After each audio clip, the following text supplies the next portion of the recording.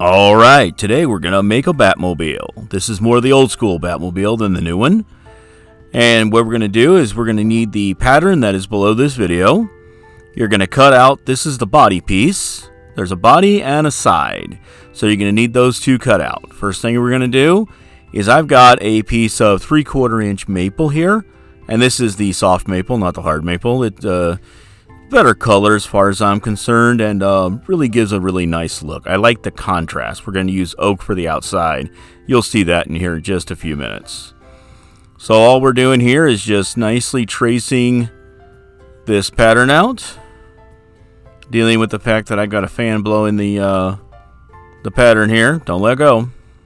But we're going to grab a nail, and we're going to go right in the center of those crosshairs of where that cockpit is going to go. So we're just going to make a little tap there, just so our drill bit has a nice little space to go. You could also stick your pencil through there and make a little mark if you like. Having a little indentation there for the drill bit to slide right in is just a really nice thing to have. So we're going to get this cut out. My tool of choice on this one is going to be the jigsaw. And that's simply because I'm cutting from an 8-foot piece of wood right now, and I just don't have room to put that on the bandsaw and don't want to maneuver it around the bandsaw. So, word about jigsaws real quick. I'm only using a 12-tooth blade. I don't really suggest having the finer teeth blades unless, of course, you're doing really fine material where it'll splinter or something like that. There's sandpaper for anything that you need. So, you just got to make sure you have a nice sharp blade. My blade right here is not really the sharpest. So, once I start cutting, I start realizing, wait a minute, that's not cutting well. So, give me a second, we'll change the blade. Alright, got a new blade on there. And just a word about jigsaws. If you push too fast with the jigsaw, you're going to make it's going to cut at a diagonal. Like the blades, as the blade's coming through, it's not going to be straight down. It'll cut at a diagonal, and that can be really bad. So just be patient and just follow your line. Let the tool do the work. Don't push it through too hard. I mean, jigsaw, you always got to push just a little bit to get it through, but you know, a gentle push through. So just be patient and make your cuts.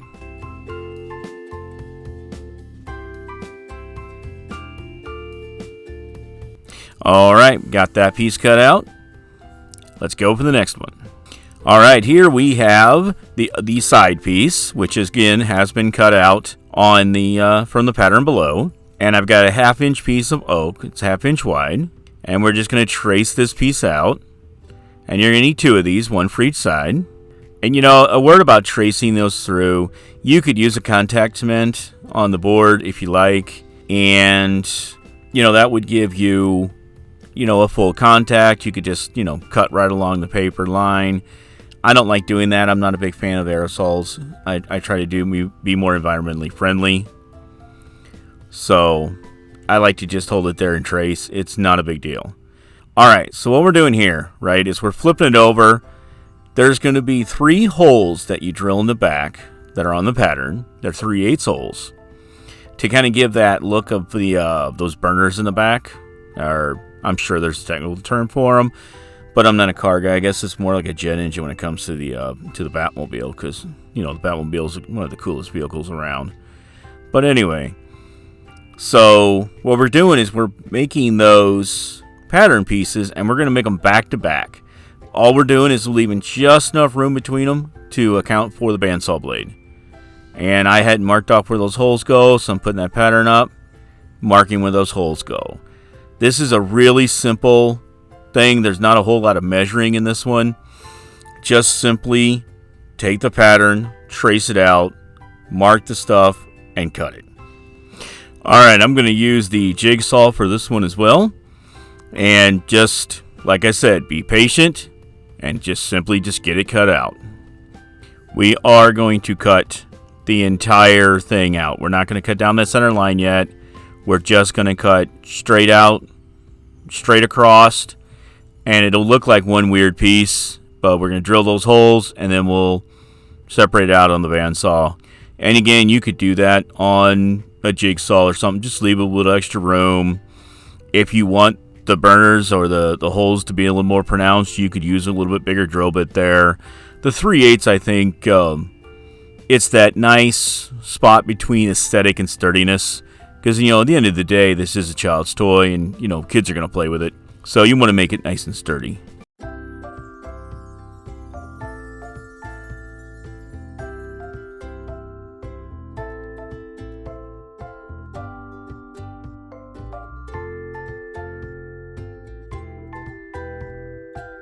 Alright, so we're at the drill press now, and we've got a backer board up here, and you can see it's a well-used backer board. Backer boards give something for the drill bit to drill into at the back of your project, so you can reduce or even eliminate any splintering that the drill bit might do on the back. So all we're doing is simply lining up on the dot there what we need, and right on through. 3/8 drill bit, brad point drill bit, so I can get right on the dot. I find it much easier to line up with the brad points for the middle. You can use a bullet point if that's what you have. You can do this with a hand drill if you like. Heck, you could cut these apart first and take them out with a file if you like. It's pretty forgiving in this stage. It's purely a cosmetic space. So here we've got a 3/4 inch Forstner bit, and we're just going to line that up, and we're going to drill out that cockpit. Just anytime you're drilling, make sure you take your time and get a nice clean cut. Sharper drill bits give you better cuts, but let's be honest, some of our drill bits start getting a little dull. That's where sandpaper comes in.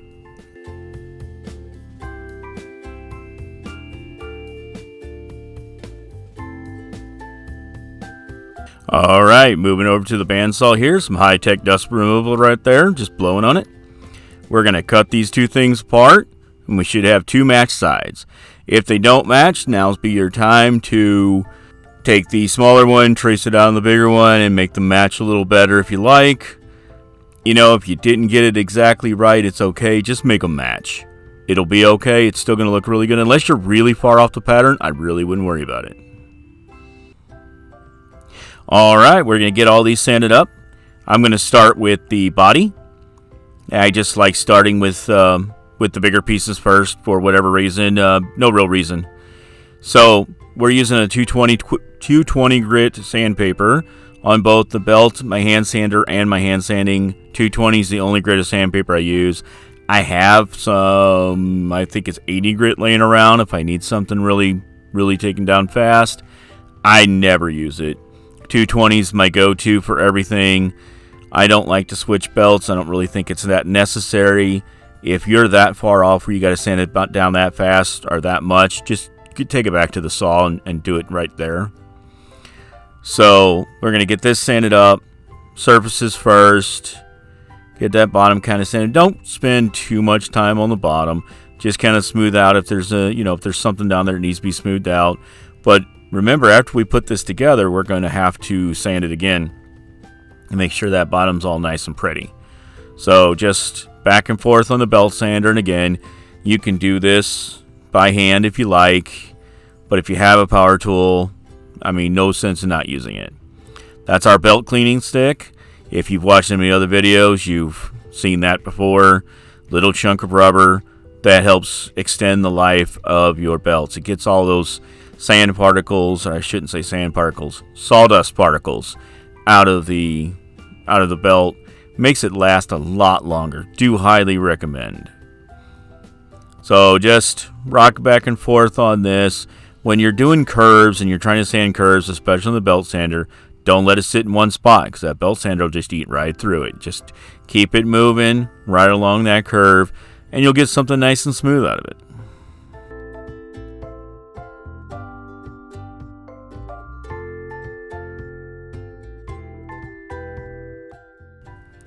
Alright, we're going to get these sides sanded up. And again, same thing. Just going to get those sides all cleaned up. Get the curves all nice and smooth. And another word about sanding is always sand with the grain. With the grain. If you sand against the grain, you're going to have these striations that go across there that are just going to look bad. So just don't do it. Sand with the grain only. Just going to make these things look really nice and good. All nice and smooth. I mean, this is really your only chance to get inside on those curves. So make it count. Make it good. After you've done everything you can with the belt, you're going to have to get into some of these smaller crevices, some of these smaller turns with the hand sander. There's just not a better option for that unless you have a really small wheel and a drum sander or something along those lines. The hand sander works really nice for that. It's that area right in back of the hood where the cockpit goes. It's kind of almost a right angle right there. I say almost, not quite. And you want to make sure that is, of course, nice and smooth. And it just takes a minute to get into it with the hand sander. You just can't get a whole lot of other tools in there.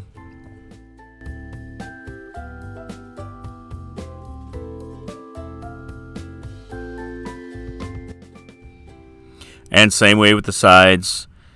Get back in there. You can get most of this with the belt sander, but I usually like to finish it out with just a little bit of the hand sanding. You can actually see what you're sanding, because when you're on the belt sander, you're upside down with it. You're not actually seeing what you're sanding with the hand sander there. You're able to see exactly what you're sanding. Gives it a little bit nicer control. It's a little slower sanding. So I don't I like to do everything I can on the belt first. But just make it nice and pretty. We're not looking to round too much off or anything like that right now, except for that back spot where we have those holes drilled. We can go ahead and get that rounded off because we can still get to that later, but it's going to be a little tighter, so we might as well get that part now.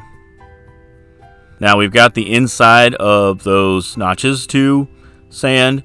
Just take a 3/8 inch dowel rod or a pencil if you don't have a dowel rod, because you don't need a 3/8 dowel rod for this project. So, use a pencil. Pencil's 5/16, and it's pretty close. Wrap the sandpaper around a couple of more times, but take something round, wrap sandpaper around it, and sand those holes. This is how you keep from losing the detail, because if you're not careful, those are not the hugest indentions, and you will lose your detail. So that's all you got to do.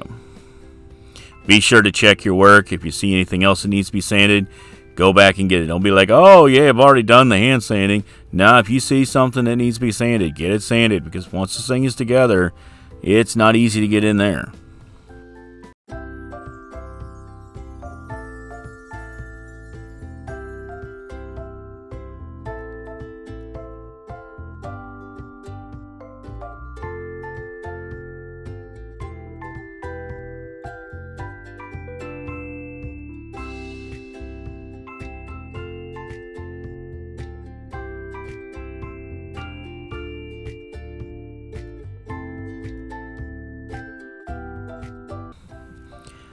Alright, let's get this thing glued together. So all we're going to do is glue these sides onto the body there. I'm kind of setting the pattern up there so you can kind of see where the wheels are going to go. If you wind up gluing the whole thing, it'll be okay. It's just going to be a little harder when you try to drill out those wheel wells later.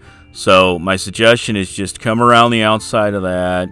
Right there in the middle, you can give it a nice amount of glue and kind of use that pattern as a guide. Now, if you want to, you could cut out those wheel wells out of the pattern, and you could, trace those out, or I wouldn't trace them. I'd be very, very light about where they want to go, and then you'd have an idea of where to put the glue.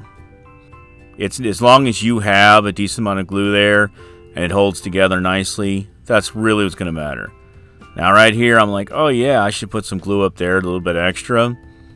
But it's actually going to be in the way. So we're lining up the front, because that's where we want to line it up at right now. And you can see a little glue up there. I thought, oh yeah, I need that. Yeah, I don't. So we're just going to get rid of that. And that is a sock. That's an old sock. Once you get a hole in your sock, use it for glue. Come on, there's no reason why you can't or why you shouldn't. If you want to buy shop rags, go for it. But help the environment out a little bit. Use an old sock, save some money. Why not?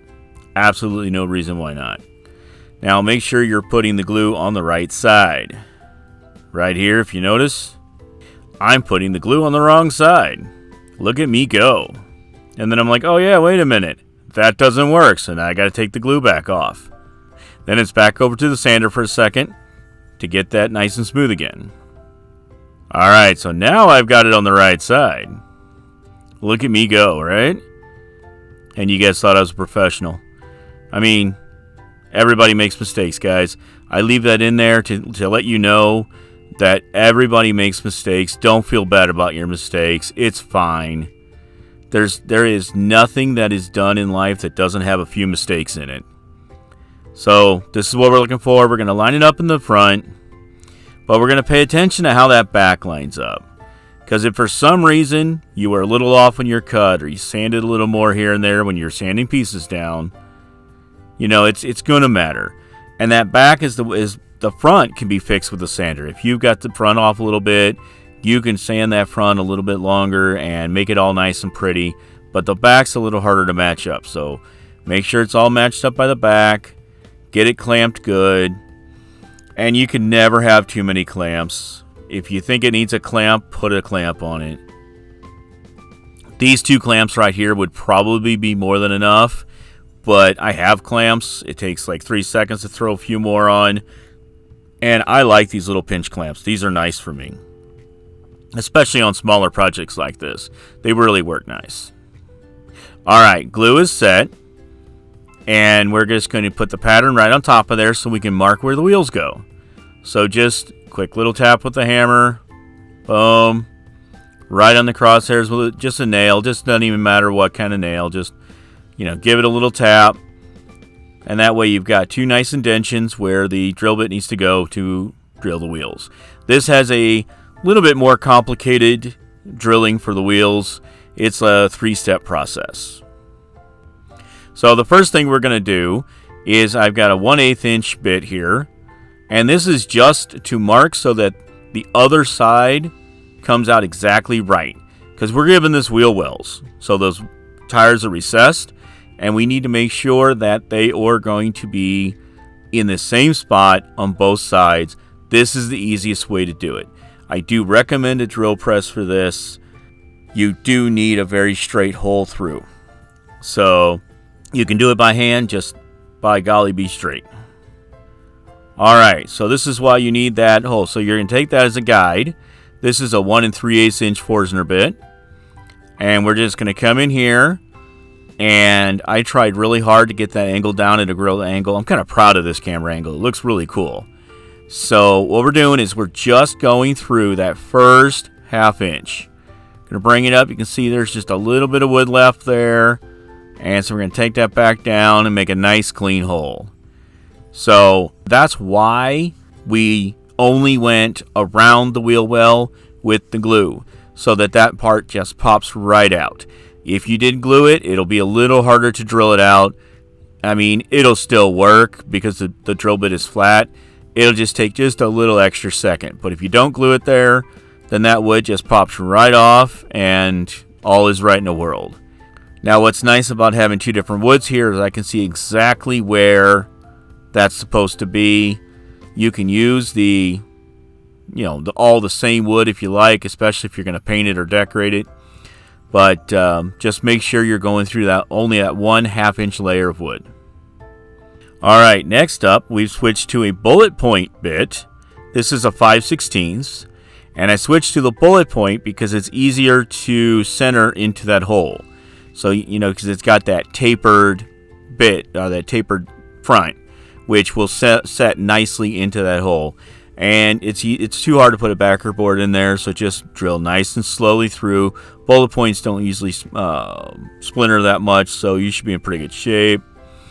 And just center in that hole and go right on through. Like I said, it's a 3-stage process. 1/8 to start, then 1 3/8 to do the wheel well, and 5/16 for the axle holes.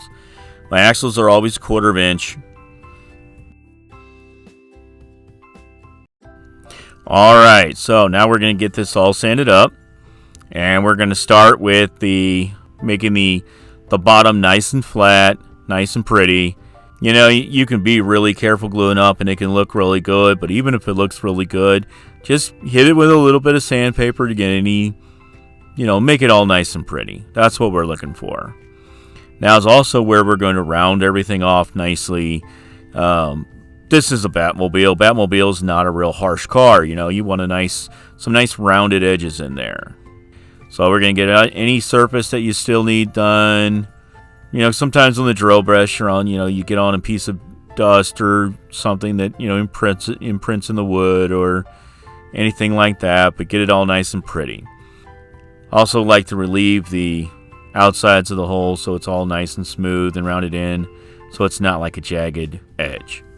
So what we're looking for here is we're just going to take our time rounding up every edge, and especially those on the outside of the sides, like right here and on down. I'm going to make those nice and smooth and round so they taper right into the card nicely. This is where your personal preference comes in. I mean, if you want it sharper, or if you want it, just sand it the way you like it and the way you want it. There'll be plenty of pictures of what I've done so you can see how I made it to where I was at.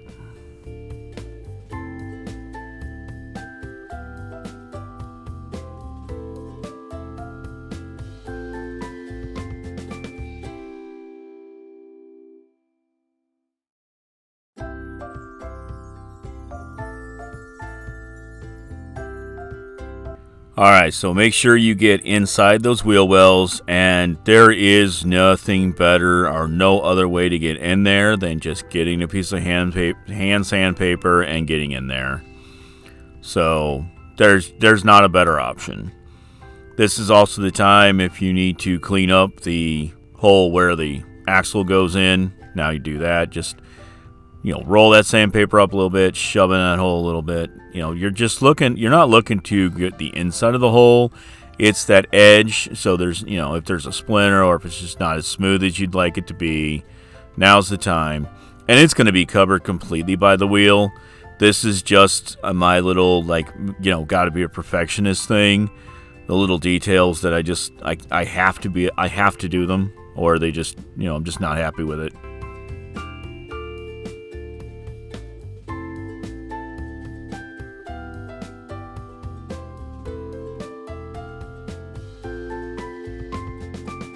Finishing it with just a piece of hand sandpaper is always my preference, especially when you have nice soft angles. So there it is. We've got it all sanded. It's all smooth. It's ready to be finished up. So as you can see here, you can see how I've rounded them over, and I rounded the fins more than I did the body. It's my personal preference. This is where you can really think about how do you want it to be. Alright, time to finish this thing up. So, we've got the Batmobile, we've got our axles, and a word for the axles. I don't tell you how long of an axle to cut, because it really depends on the wheels that you pick up. Some wheels are 1/4 inch thick, some are 3/16, some are 3/8. So, take your wheels, measure out with how thick the wheels are, add that 3/4 for the wood that is supposed to go in, and cut it a little longer than you think it would. Tap it together dry before you put any glue on. Make sure it all fits up the way you like it. Adjust the axle if necessary. Take it back apart, and then finish it up the rest of the way. Now what I've got here is just what you would call just a butcher block conditioner. And it's a food safe product, so I kind of feel better when I'm giving things to a small child to play with that it has a food grade finish. It makes me happier. So just make sure you get into all the crevices. I am once again using an old sock to apply it on. This sock has been used to apply this food grade finish for a long time. It kind of stays the way it is. The food grade finish doesn't go bad. It has, I believe, vitamin E in it that stops it from going bad, which is why you can use it as a food grade finish. So keeping a sock around that you use just for that is not a big deal at all. In fact, it makes it easier to do. Just make sure you get it all done. And I like how it just brings out the color, especially in the oak. The oak in the outside, the maple on the inside, it really gives you a nice contrast color there. It looks really good. So let that sit. And one of the details that I like to do is go ahead and wax the wheels as well. Just don't get any inside the holes. And there's a little grooving around most wheels that you have to kind of maybe get a fingernail or something like that, or a little piece of sock in it to make it kind of, get the beeswax in there. And by no means do not wax the axles. I mean, it sounds like a nice thing because, it might make it roll a little better, but it'll still roll great. If you wax the axles, you'll start having trouble with the glue attaching to the wheels. And you don't want that. You want the wheels to be glued on nicely.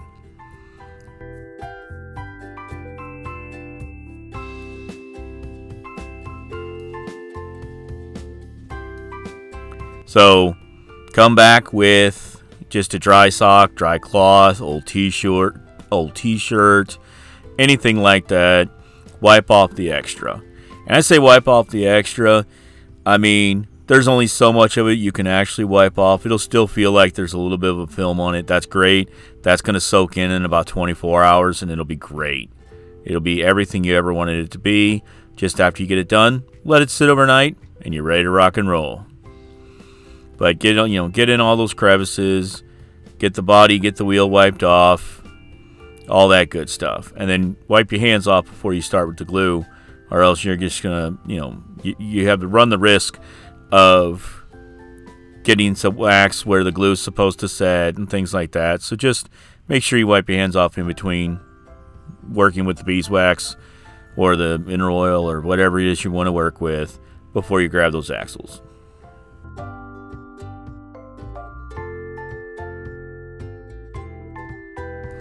Alright, we're going to get our wheels glued on now. We're just going to put a drop of wood glue in each one of the wheels.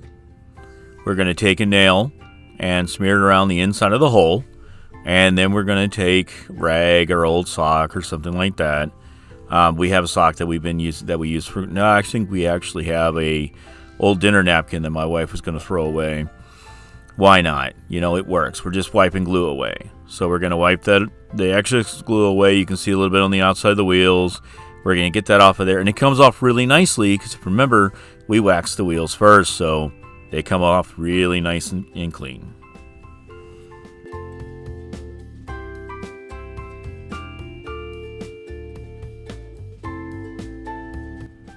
Alright, so we're going to take two of the wheels. And we're going to get our axles into those two wheels.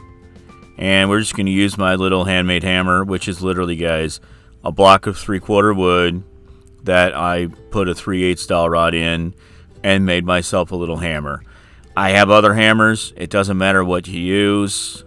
If you want to use a big hammer, you can use a sledgehammer. It doesn't matter. And, you're putting the wheels on. Heck, I was at a fair once and I used the back of my pocket knife because we forgot our hammer. So, it doesn't really matter as long as it gets in there. So, I just go ahead and put both of them through.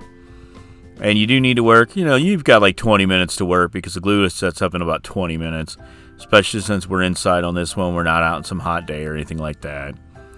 And just tap them going. As you tap, the glue's going to come out. Because you got some extra glue in there. It's going to. Nothing you're going to stop. So just tap them nice and flush and get it all nice right where you want it. Check both sides because sometimes you'll have it nice and pretty on one side. You tap in the other side and like the dowel rod comes through or something like that, and you just kind of readjust. Just make sure it looks good on both sides. Get it to where you like it. Make sure it rolls real good, and you're in good shape. All right, there we have it. One Batmobile ready to fight crime and save Gotham City and rock and roll. Show me what you've created under this video. I'd love to see it. Have a great day.